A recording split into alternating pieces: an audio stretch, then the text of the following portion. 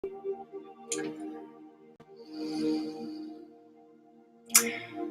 morning and welcome to a message of hope, I trust, for you for 2020. Call it a New Year's prayer or blessing. And it's coming from my heart. And I'm totally reliant on the Holy Spirit here to speak through my heart. I've spent several nights late into the night in prayer, asking for strength and courage to share with you the words that I will be given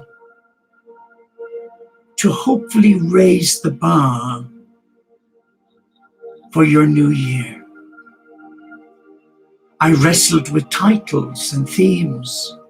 One was dismantling our self-imposed brick wall, or knock, knock, who's there?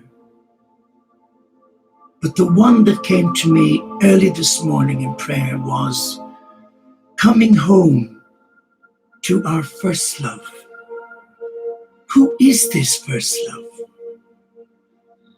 It is the one who created you, who carved you in the palm of the divine hand, and who breathed the breath of God into your soul, the spiritual womb of God. But first, it's important for us who've said yes to God and surrendered our hearts in service to share truthfully, lovingly,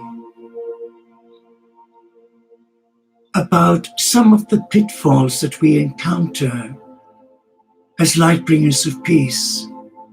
And one of the greatest obstacles in my life for many, many years was that I built a solid wall around my heart to protect me from negative energy, from being put down again and again and again. And I guess my relationship with God was sullied in the early days because my birth father, being his eldest son of 9, was always putting down. I was never good enough. I wasn't the son he was looking for, unlike my brother next to me, Raymond, who was more macho and who had the hands to work in the family business, which was pork butchering. I was perceived more as a sensitive child. Maybe. But I also needed his love. And what I encountered was violence, abuse. And when the Lord called me into the monastic life as a young man of 16 and a half years old, I had this fear of God. Because sadly, in my immaturity and naivety, I perceived God the Father to be like my real father, my birth father. Because at that time, growing up in Dublin, it was all very negative. You're going to go to hell. You're full of sin and guilt and fear, dogma. All had a profound negative impact on my life. And even in the monastery, we realized that we weren't really human. We were like numbers. Many of us were treated appallingly. And many of us hungered and thirsted for God's love. And all we met was criticism. You're not good enough. And if you don't pull your socks up, you'll be sent home as a disgrace to your family. But moving on, over the years, I built up a solid defense around my heart from being hurt again and again and again. And I did myself no service, really.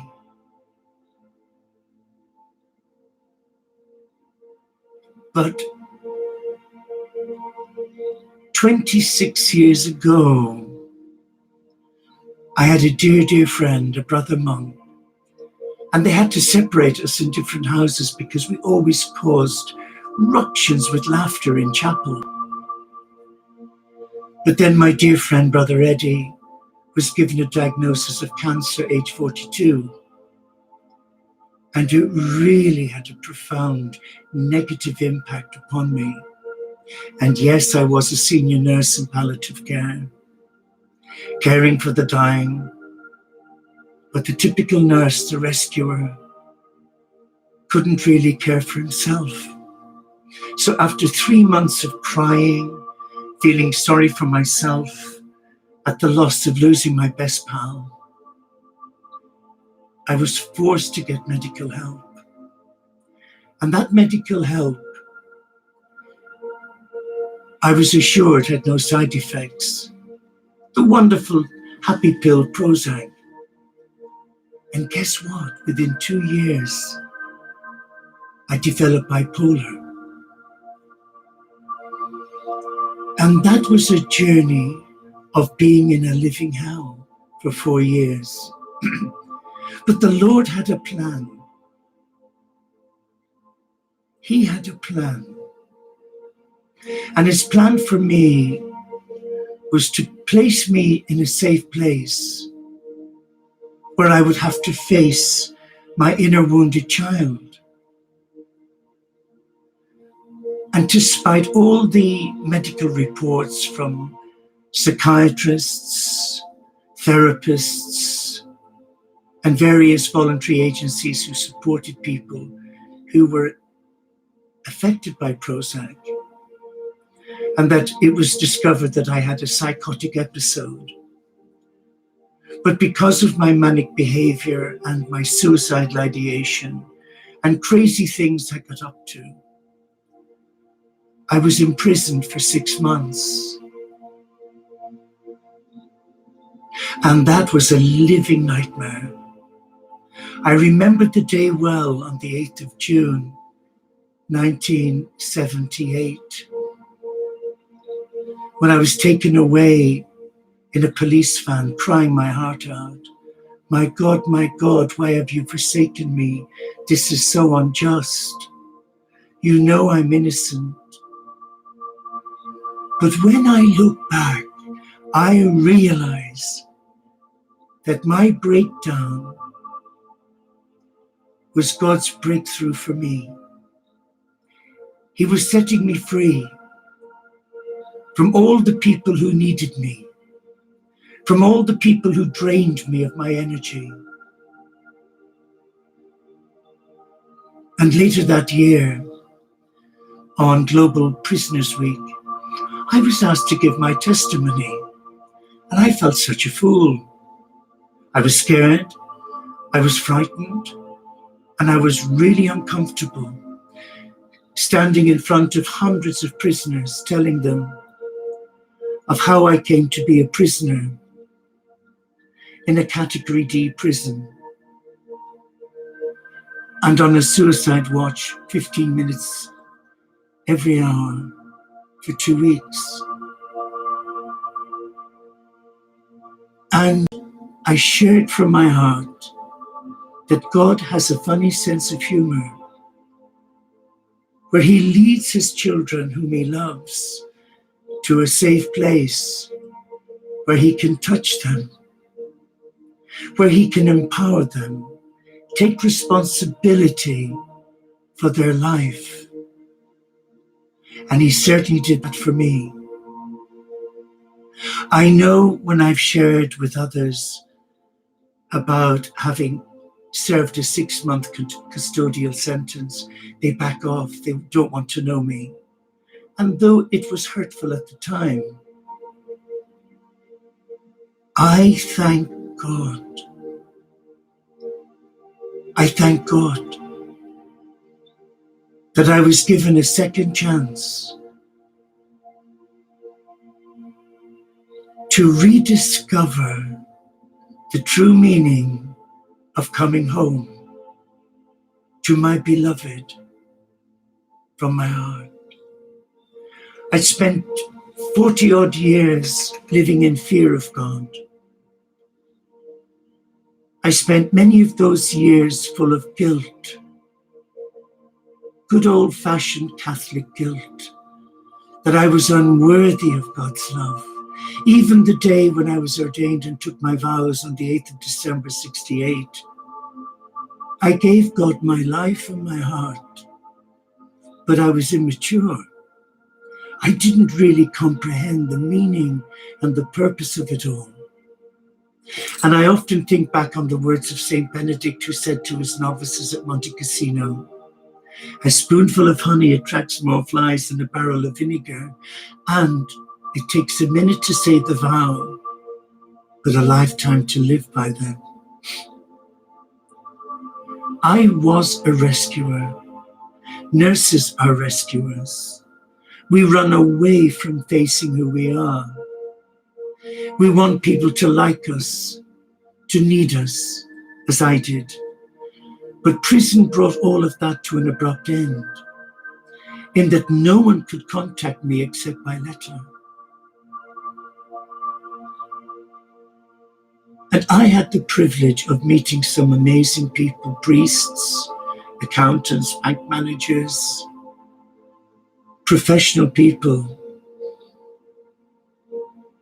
who admitted they were weak and vulnerable. And yes, I met hardened criminals.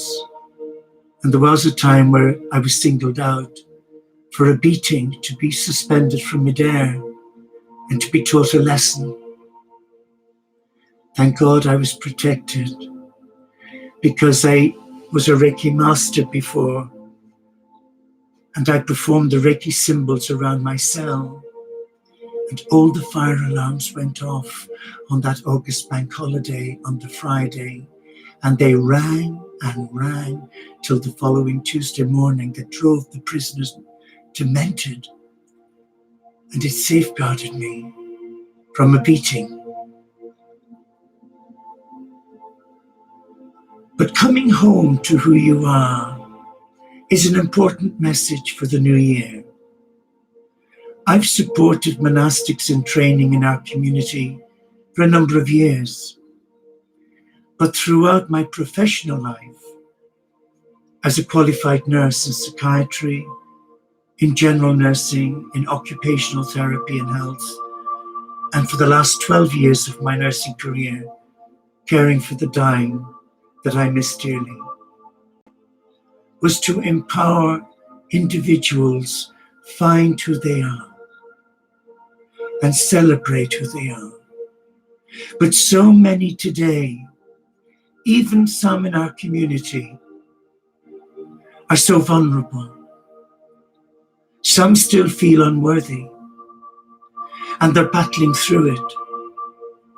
But Jesus gave us a very simple message 6 years ago, to tell the community when we go live for morning and evening prayer on YouTube and Facebook. Don't use the NLP route, neuro-linguistic programming, by asking yourself, what's that saying to me? But to name, to bless, and to release to Christ, and leave it with Him, and trust Him. Many have done it and have gone on to develop a beautiful spiritual relationship with their God, a God of many names and none. I cannot thank God enough for sharing those wise words with my soul. But there are still many today who crave a love affair with God, who know in their heart what to do, but they're influenced by many years of low self-worth, low self-esteem, where they've been put down and find it difficult to come to God and have a conversation. Are you one of them? Are you wanting to be set free of all that negativity and begin a new year free? Well, you can.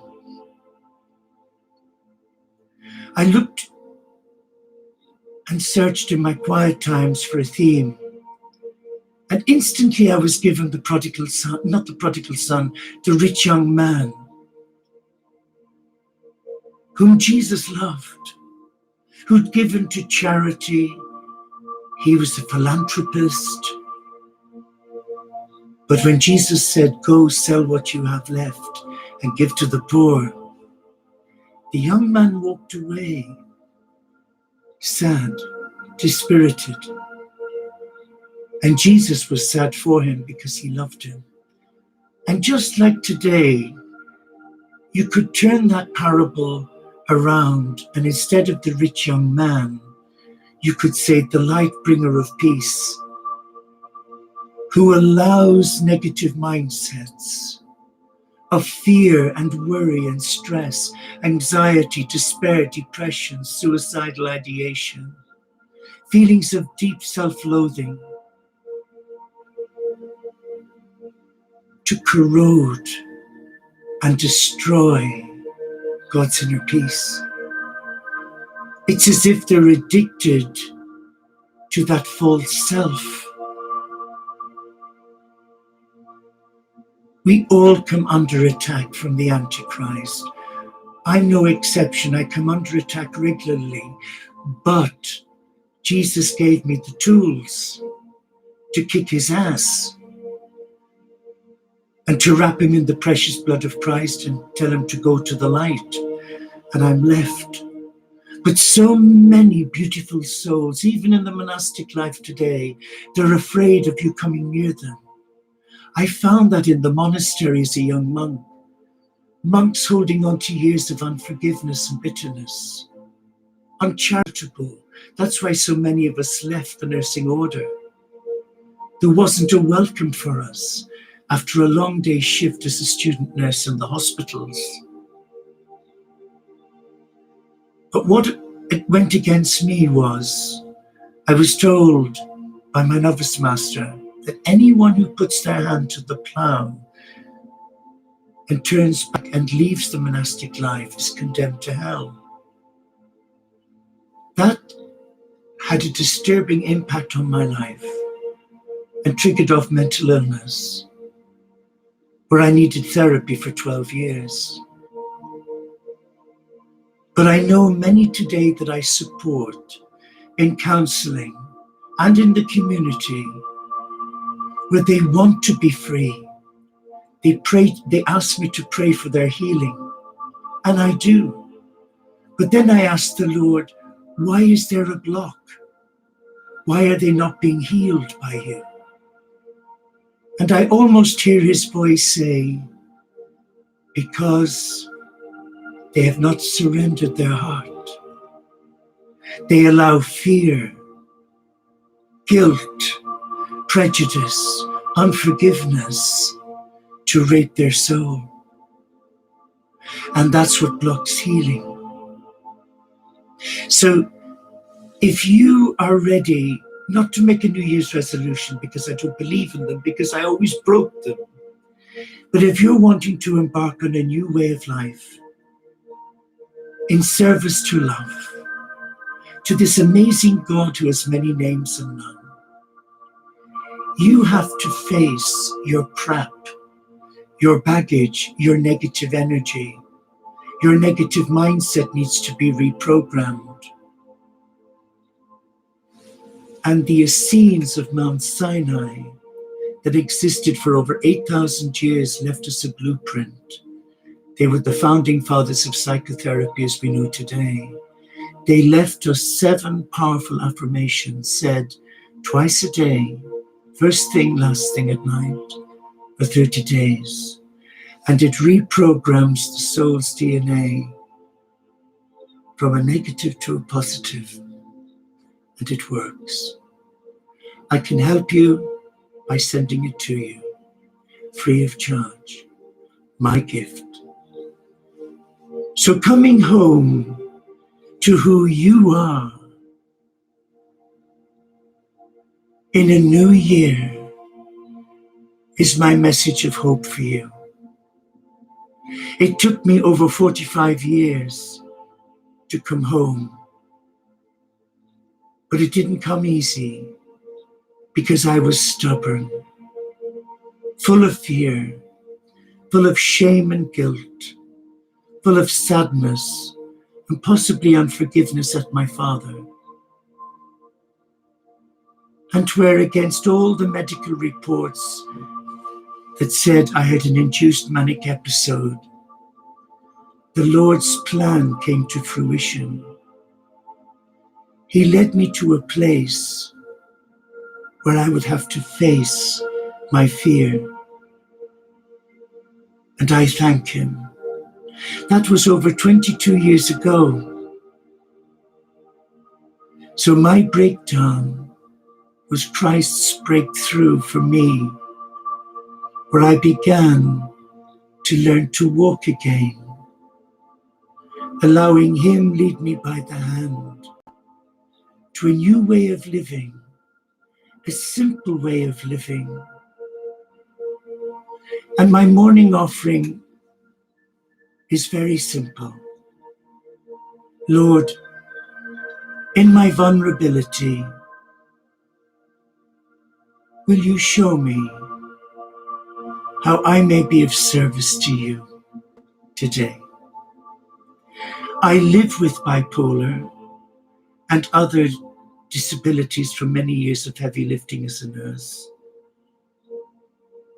But the Lord gives me the strength in prayer, in periods of silence during the night, to be still and to allow him minister to me. What a joy. I wished I knew then in the monastery all those years ago what I know now. On the 8th of December last year, I celebrated 50 years, my jubilee, golden jubilee of ordination as a monk. But today I've never felt as free, without all of the guilt, without all of the negative energy. And to think 11 years ago, I was at a wedding in Florence in Italy with the family. And at 3 a.m. on the Monday morning following, I was awakened by the Lord to take the first train at 7:30-ish from Florence to Assisi. Never been.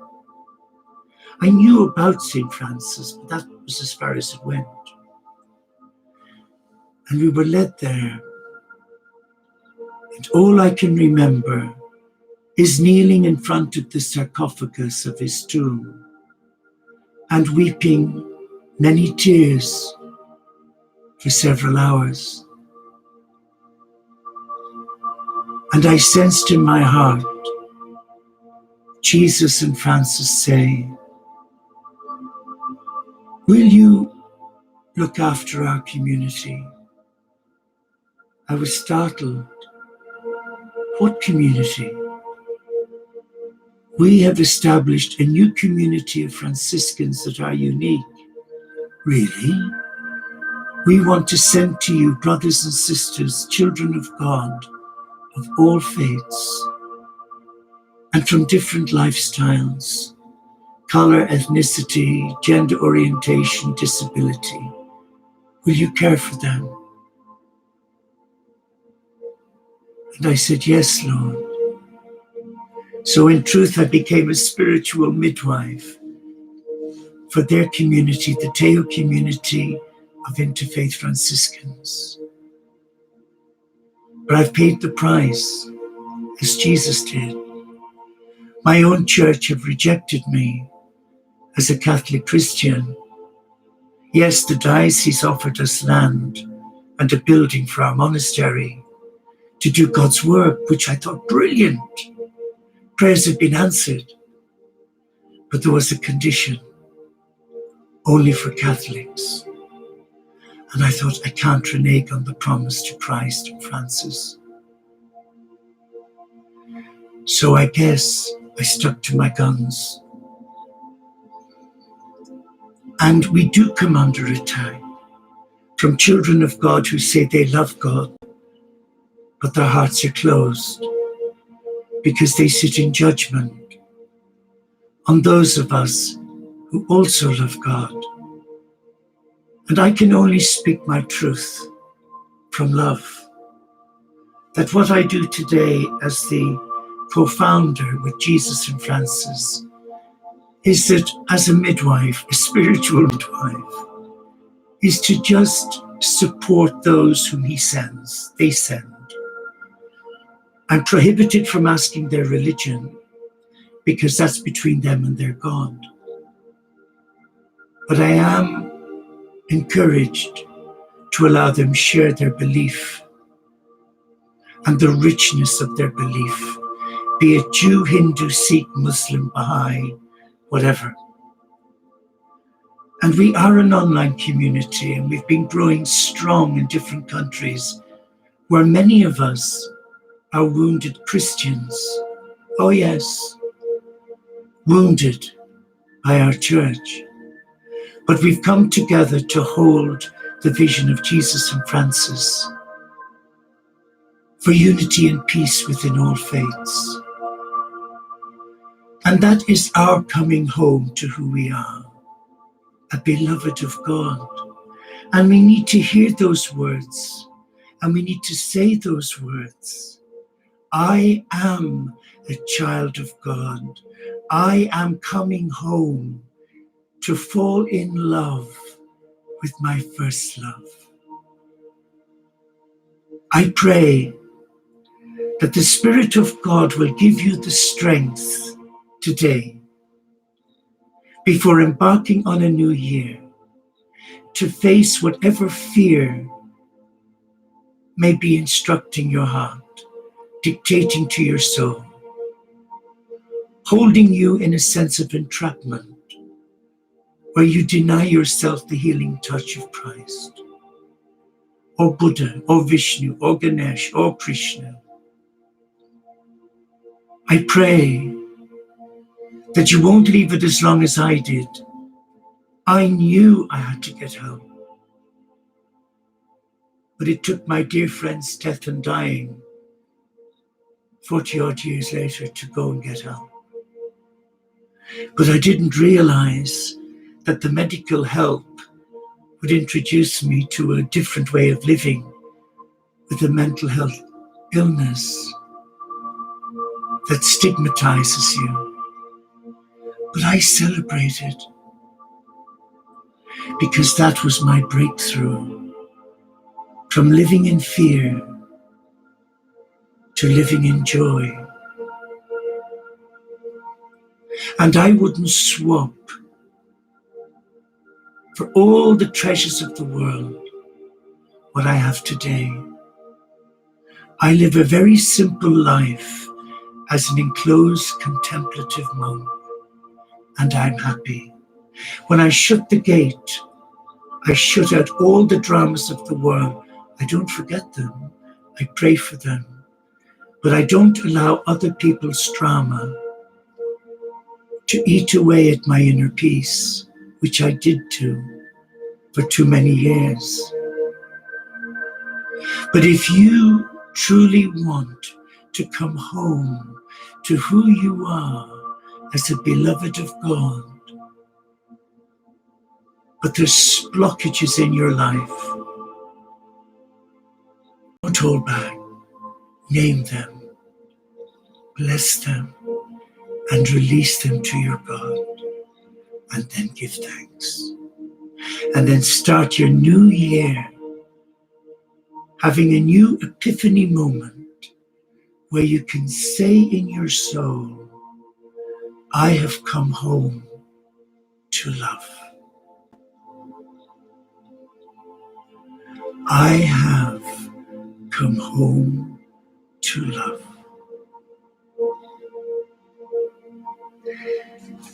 Let me share this with you, but just excuse me, I need a little drink. We've just passed Christmas Day, which is a very special feast for us. Because as a Catholic Christian who embraces all faiths, I still celebrate the birth of my Savior. Because in here, I know what I am. A small child lies within us all. At the very beginning, that small child reaches out a hand. That hand needs to be held, for in the holding comes a connection. A sense of belonging is born. The power of unity, one to another, is realized. For most, this sense flourishes through the give, take, and security of family life, the affection and loyalty of friends, the joy of loving relationships, the comradeship of a group, or being in a community like the Teo community. Through these, a sense of place and unity is acknowledged. To attain this is a privilege we should honor by reaching out and drawing others in, by reaching out to those who are displaced like Francis and Jesus, on the edge, invisible, the hands they needed cruelly ripped from their grasp. In a world torn apart by war and ravaged by climate change, destroyed by acts of pure arrogance and greed, a greed that values human life as yet another commodity, with the power-hungry employing tactics to divide us all, inciting conflict, hatred, and fear. But we in solidarity can search for unity, and we can find it in the reconciliation of our differences, in the recognition of our similarities, in the power and peace of crossing boundaries and coming together. In reaching out a hand, remember a small child lives within us all. And I want to reach out my hand to you in brotherly Franciscan love, not to control you, not to compromise your beliefs, but to say, I offer you a hand of friendship from a life that is rooted in the disciplines of prayer, fasting, and joy. I come to you in service, and I pray with all my heart that my prayers will be answered for you, that you will come home to who you really are, and that you let this new year upon us become the first day of the rest of your life, and not waste another second in victimhood, in feeling sorry for yourself, or that life has done you or dealt you a deck of cards that are awful, but that you will transform every negative into a positive by saying, here I am, Lord, use me, but show me how I may serve you. Are those words ringing in your ear? I pray they're ringing in your heart. Never give up, ever. Because you were created by a loving God to reclaim your divinity as your divine birthright and come into the presence of the universal Christ and say, I am a child of God, and I am loved for who I am, and not for what I do. Just sense the peace of God now. And as you relax, I call on the God you love to touch you, to melt your heart with this insatiable love and empower you now.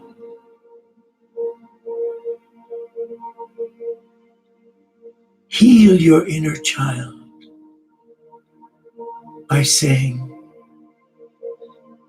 I love you, I love you, and that we are loved, and that our lives do matter to God. If God can do for me what he did, as painful as it was in a prison cell, living in fear of my life, denied my medication, and come out at the other end, a different person, free of guilt and fear and judgment and negativity, and be willing to say, yes, I surrender to your love. Why can't you? I have every faith in you, because my prayer will walk with you whoever you are. I don't have to meet you to know you, but I know the Lord knows you, and my prayers will go to him for you. I wish you a blessed new year, and I thank God for leading you back to your spiritual home, where there is peace, where there is joy, where there is a meaning and a purpose for living in this beautiful though crazy world. Become that illuminary light. Become God's ambassador for unity and peace. And if Spirit guides you to come and join the Teo community of Interfaith Franciscans, then come. You will be welcomed, and you will be valued, and you will be loved. God bless you, and thank you for listening to an old monk who probably has passed his sell-by date. But remember this, I do love you, and I am there for you, and I will walk with you as your prayer partner until it's my time to return home, to be with all my beautiful pets that I miss terribly. Namaste, Shalom, Inshallah Paxet Bonum. Peace, peace. Embrace that peace. Become that peace. Happy New Year. A blessed New Year on your coming home to your first love, the universal Christ within you. Amen. So be it.